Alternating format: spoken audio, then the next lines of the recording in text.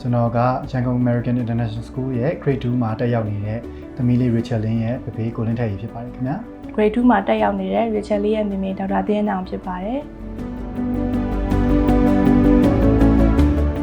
Yangon American International School ကိုရွေးချယ်ရတဲ့အကြောင်းရင်းကတော့အရင်ဆုံး IB curriculum နဲ့တင်တဲ့အကြောင်းမို့လို့ပါဒုတိယချက်ကတော့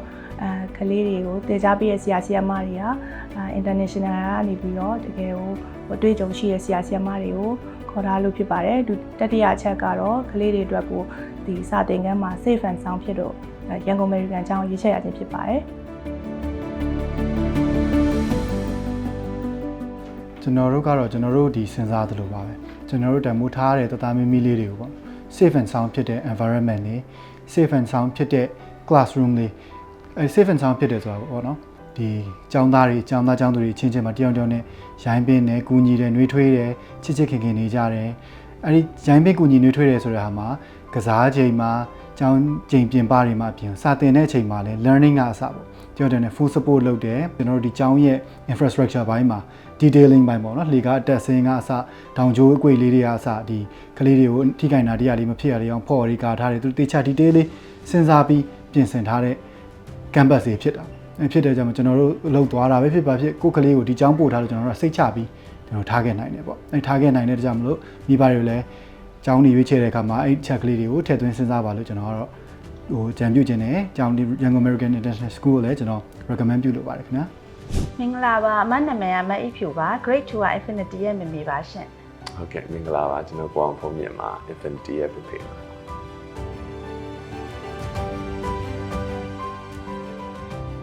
ဟုတ်ကလေးရဲ့သူ့ရဲ့ natural ability လေးတွေကိုတော့လုံးဝ bring about ဖြစ်တယ်ပေါ့နော်။သူကလုံးဝတရက်သေးဒီစာမေးပွဲတစ်ခုကိုဖြေရတယ်ဒါမှမဟုတ်ဒီပုံစံတစ်ခုကိုဝင်ရမယ်ဆိုတော့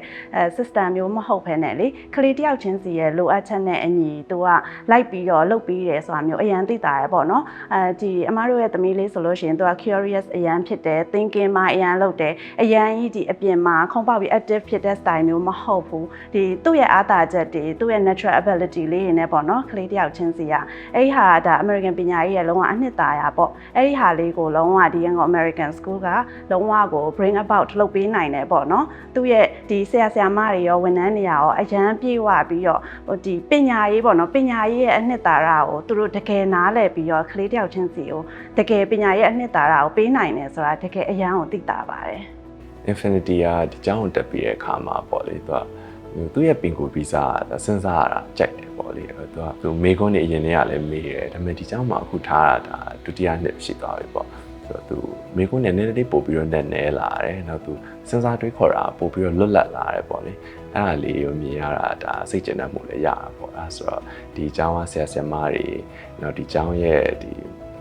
ပတ်ဝန်းကျင်ပေါ့လေဒီ environment ကဒါ American ပညာရေးဒါစစ်မှန်တယ်လို့လည်းပြောလို့ရတာပေါ့ဘာလို့ကလေးတယောက်ကသူအကြောင်းကိုသွားတဲ့အခါမှာအကြောင်းကြီးပျော်ဖို့လဲလိုတာကိုကျွန်တော်ငယ်ငယ်တုန်းကကျတော့သူ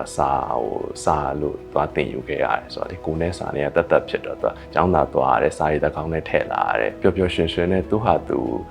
ကိုယ်တိုင်ကိုကြလေးလာမယ်ဆိုတော့အိတ်စိတ်ဓာတ်နဲ့သွားမဟုတ်ဘူးဆိုတော့လေအခုကျတော့ဒီ Infinity ကကျောင်းလာတဲ့အခါမှာသူတကယ်လည်းပျော်တယ်သူတကယ်လည်းလေ့လာခြင်းစိတ်တွေဖြစ်လာတယ်။နောက်အဲ့ဒါတွေကိုလည်းသူရဲ့မိကွန်းဒီမှာပြန်ပြီးတော့တွေ့ရတယ်ပေါ့လေ။အဲ့အတွက်ဒါဒီကျောင်းကကောင်းမွန်တဲ့ပတ်ဝန်းကျင်တစ်ခုဆိုတာကျွန်တော်တို့ပို့ပြီးတော့သိချသွားစေခဲ့တာပေါ့။ဟုတ်ကဲ့ကျေးဇူးတင်ပါတယ်။မင်္ဂလာပါကျွန်မငွေတစင်ဘူးမေမေတော်တင်တင်လည်းဖြစ်ပါတယ်။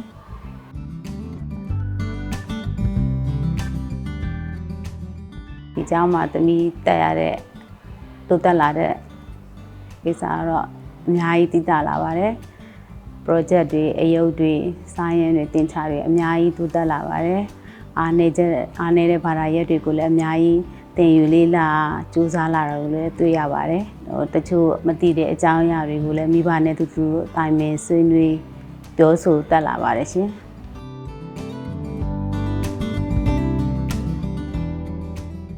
IME from what time သင်ပေးတဲ့အားသာချက်တွေနဲ့ကျောင်းဖြစ်တာမို့နိုင်ငံတကာကျောင်းရဲ့အတိအမှတ်ပြုများများရရှိထားတာမို့အနာဂတ်အတွက်စိတ်ချရပြီးသမီးလေးကိုကျောင်းပြီးတဲ့အထိထားဖို့စိတ်ကူးထားပါတယ်ရှင်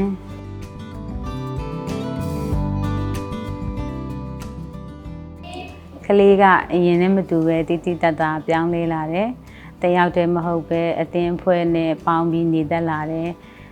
ကျောင်းရဲ့ activity တွေကိုလည်းစိတ်ပါဝင်စားလှုပ်လာတယ်ပေါ့နော်သူရဲ့အကြောက်ဆုံးဖြစ်တဲ့တင်ချာကိုမကြောက်ပဲစိတ်ဝင်စားလှုပ်လာတဲ့အချက်တွေကြောင့်ရန်ကုန် American International School မှာတက်တည်တယ်လို့အကြံပေးခြင်းပါတယ်ရှင်